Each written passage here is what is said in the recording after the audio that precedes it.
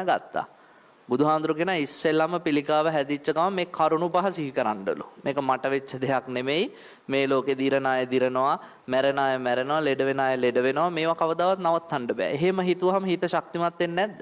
වෙනවා. එහෙමත් හිත ශක්තිමත් කරගන්න බැරි නම් කියනවා අර කියපු විදිහට යంత్ర මන්ත්‍ර කරන්න, හදිවුණියම් කරන්න තියෙන ඒවා නූල් කරේ දාගන්න, යంత్ర එල්ල ගන්න ඔක්කොම කරන්න. ඒ ටිකත් කළා ප්‍රතිඵලයක් නැත්තම් බුදුරජාණන් වහන්සේ දේශනා කරන ඊළඟට එන්න ධර්මයට.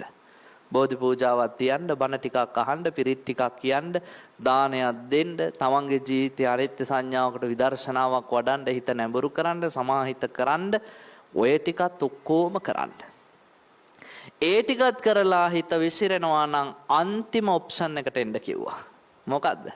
බුදුරජාණන් වහන්සේ අපිට කියනවා ඔය ටිකත් ඔක්කොම කරලා හිත හැදෙන්නේ නැත්තම් කම්මං දල්හං කින්ති කරූමි, කර්මය දෘඩ නම් මොනා කරන්නද කියලා හිත හදා ගන්නලු. මං සංසාරේ පව් කරලා ඇති, ඒවා ගෙවන්න වෙනවා. ඒ නිසා මේකට අඬ ඉඳලා වැඩ නෑ, කරපු පව් තමයි මේ ගෙවන්නේ කිව්වා.